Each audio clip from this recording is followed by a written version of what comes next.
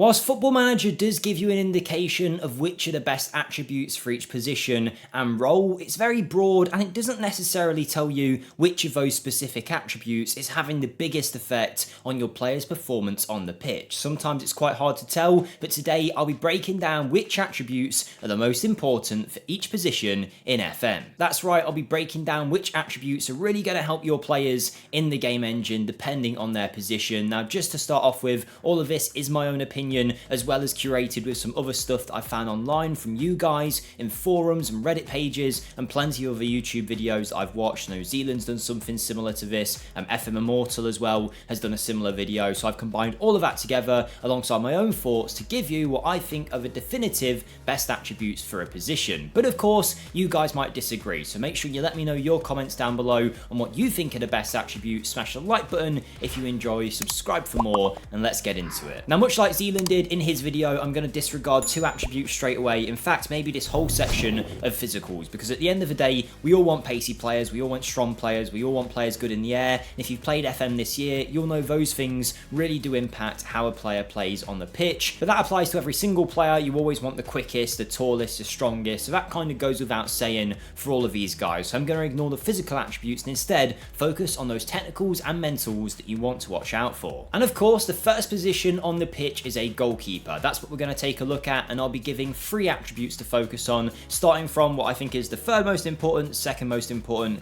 and then first most. But the attribute I'm picking for the third place spot is decision making. You always want your goalkeepers to be making the right decisions. As you can see, if you hover over any attribute here, you do get an indication of what that attribute does. In this case, it affects Diogo Costa's ability here to make the correct decision both with and without the ball. So that will affect him when the ball's at his feet, when he's dealing with a one-on-one situation, or wherever he's rushing out to get to the ball on an attacker. He'll make the right decision at the right time, and that is something you really want your goalkeeper doing, because if they're making the wrong decisions, it's really going to affect the way that they play. Reflexes for me is another big one. That's going to take the second place spot. Now, obviously, you want a goalkeeper who's good at pretty much every single thing highlighted, but the 3 attributes I'd really be focusing on is that decision making, the reflexes. Like I say, I think that's so important. It can really make or break a goalkeeper, can turn a standard goalkeeper into a match winner for you with having those high reflexes. Diogo Costa here has got a 17 for that, so I'd be very happy with that. And then in first place, the attribute I always look for in goalkeepers, one-on-ones. If you play games in the in-match engine,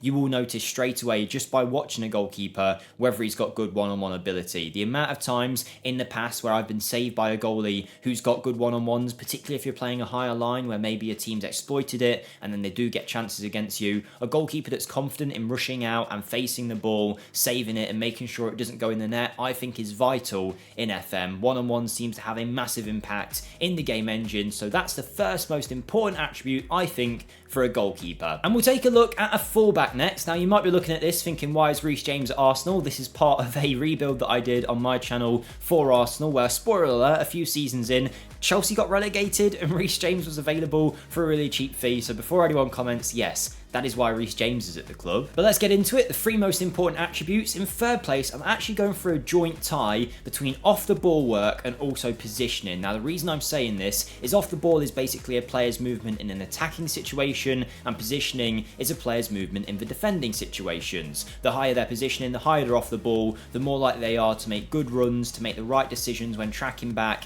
and that's exactly what you want from a fullback. The reason I'm picking both is it kind of depends how you want your defender to play. If you're looking for a more defensive style fullback, positioning is going to be a bit more important. If you want someone that's going to bomb forward like Reece James here and put in a cross, maybe off the ball is something that you want to focus on more. But speaking of crossing, that is my second most important attribute for a right back. Yes, technique, tackling are good, passing's good, you could argue loads of other things as well, first touch, but crossing for me, if you're actually playing as a fullback that's going forward like a wing back on the attack duty here, it's really, really vital, particularly if they have got good technique as well. They're going to be playing some great balls into the box. Whether you're asking your defender to drive to the byline and put a cross in, or maybe they're crossing it in from the halfway line, it's really important to have crossing, of course, for a fullback. It's the main way they're going to create chances, and it's something you should be looking at if you aren't already, and I think most people do. But one that I think a lot of people don't see for fullbacks, I think is the most important, is work rate. You've got to understand modern day fullbacks are bombing up and down the pitch. Sometimes if you're playing with some kind of inside forward, inverted winger, they're going to have all that space to run into, then they're expected to track back as well. So you want to make sure you've got a player who's going to be capable of doing that. Stamina also comes into play there as well. But for me, work rate is the most important. As you can see, it's a willingness of a player to work to his full capacity, going above and beyond what he's asked to do. The higher the work rate, the more often they're going to get forward, track back. That means they're going to defend better, create more chances, and overall be a bigger threat on that flank. On to centre-backs next, and I think all three of these apply to whether you're using a no-nonsense defender or a ball-playing defender, whatever you're using. I think these three attributes are key to a high-level performing centre-back. The first one is heading. Combine that with jumping reach if you want to in the physicals, but if you have a player that's good in the air and can head the ball well, not only will they be great defensively, but they'll score tons of goals from corners. FM has been like it for years. If you have a big player, especially in the lower leagues, if you can exploit it in some way, it's obviously not just centre-backs. This is great for strikers, attacking midfielders, wherever it is. If you've got a tall guy who can head the ball, it's amazing. But for a centre-back who's going to have to deal with it defensively as well, being good in the air is vital for a defender. It sounds obvious, but the amount of goals and goal save that you'll get from a player with good heading, it really shouldn't be underestimated how important that can be. We looked at positioning for a fullback earlier, combined with off-the-ball work for the more attacking-minded fullbacks, but for a centre-back, obviously defending is going to be their main aim, and positioning is vital for that. Think about Thiago Silva in real life. His positioning was amazing, even when he didn't have as much speed, as much height as other defenders, because he was a centre-back that was positioning himself well. He didn't actually have to rely too much on those physical attributes, and that's so important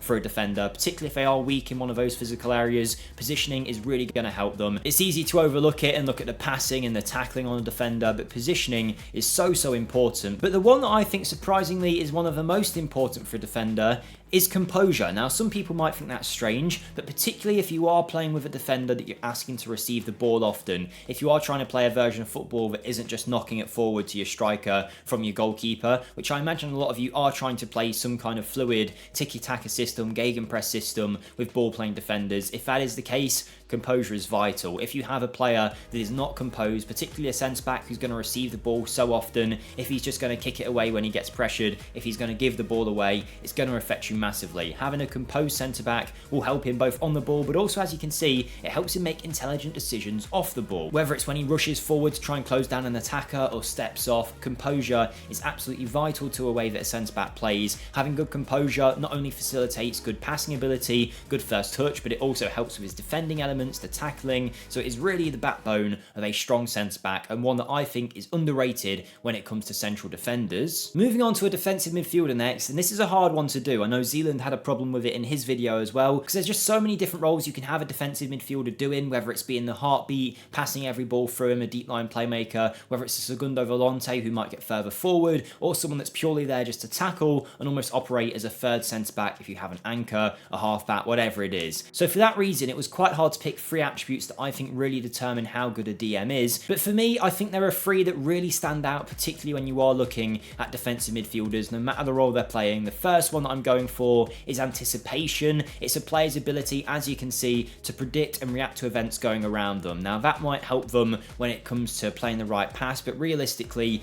as a DM, even if you are having someone that's trying to be the passer in your team, he's going to have to do defensive work, and that's where anticipation helps the most. A player that can anticipate the game well is vital. They're always going to be one step ahead of the football. Think Rodri for Man City. Doesn't always have to get involved in sprints and physical battles because he's always anticipating the game. He knows exactly where everything's going, and that's what you want to look for in a strong DM. Much like a centre-back, I think composure is vital once more for the same reasons as the defender. They're going to be receiving the ball quite often. You want them to be composed when they've got it, so they're not rushing the play. Again, it helps defensively as well, so composure, much like for the centre-back, I think is massive in a DM. But the one attribute that I think actually trumps this when it comes to a midfielder in the defensive phase is going to be first touch. Obviously, these players are often going to be receiving the ball from the centre-backs, often with their back to play. You want them to have a good first touch so they can start progressing the play. You don't want the attack stopping there with your DM, so having a strong first touch is really going to help a player. As you can see, it's their ability to control the ball immediately as it's passed into their feet. If you have a DM with low first touch, even if they're composed, they're going to be giving it away more often than not, and it's so often the opposition team will be focusing their press on your defensive midfielder when he receives the ball. So if he takes a bad touch and gives it away, suddenly there's an attack coming directly at your defense, with no midfield barrier between them. So a player with a good first touch in that midfield, I think, is absolutely vital. And that is actually going to be my third choice for the centre mid position. For all the reasons given,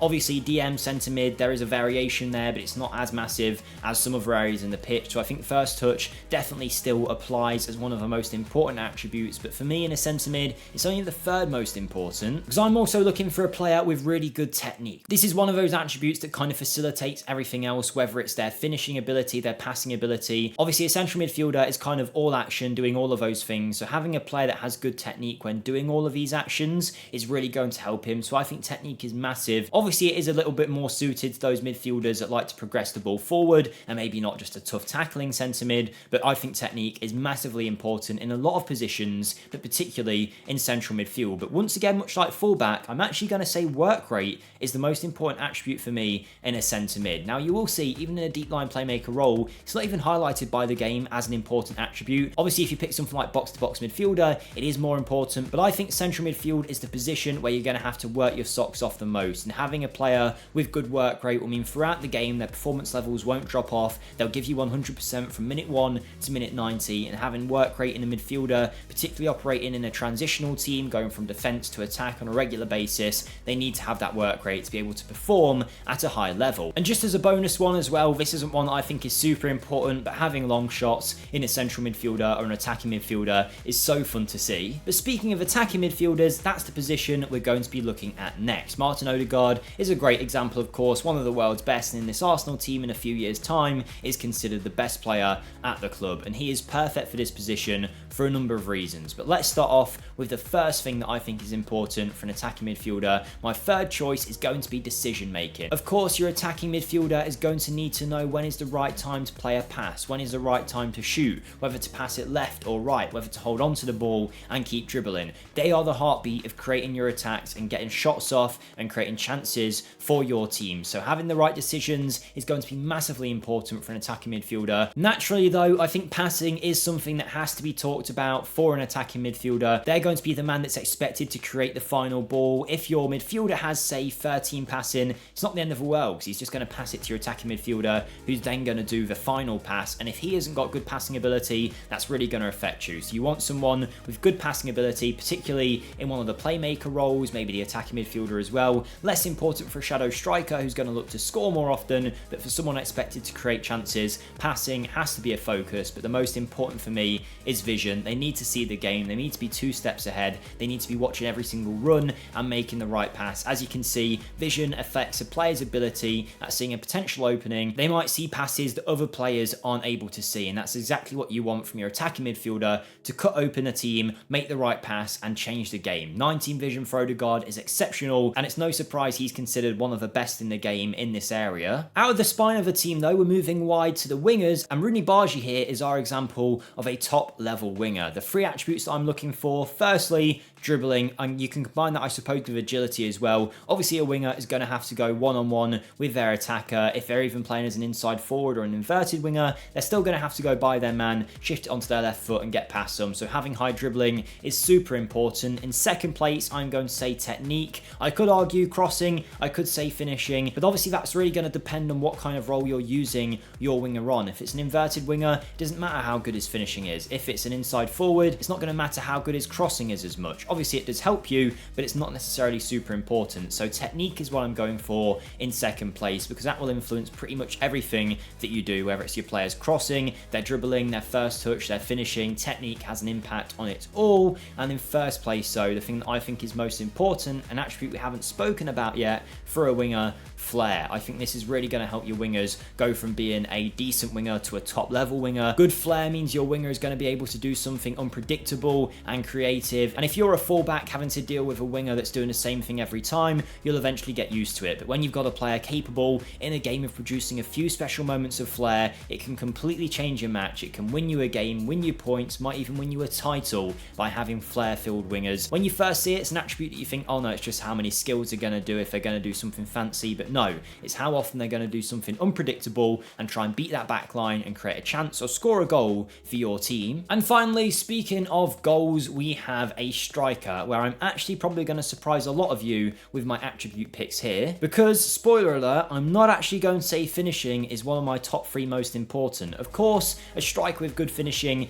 is going to help them, but I think if you have these other areas of a striker's game, you'll see a better improvement in their goal scoring record than you would if they had good finishing but not so good in the 3 things that I'm going to cover. The first one is anticipation, reacting to events around them. You want this in a forward to pounce on an error from a goalkeeper, to follow up in a rebound, to notice that a defender's moved forward so you can get into a good heading position. Whatever it is, anticipation is vital for a striker, but it isn't something that we always look for when looking at a forward option. Composure is super important as well. Unlike when we're looking at the midfielders and the defenders, it's not so much in terms of receiving the ball and making sure that they're not under pressure, but it's when they're one-on-one with the goalkeeper, when they're going in to a high pressure situation. You want them to make the right decision with the ball, without the ball, so they're making the right runs, taking their chances well. Composure will have a massive impact on a good forward player. But my final one that we're going to look at, the most important attribute for a striker for me, it's got to be off the ball. Again, this is an attribute that determines basically how a player moves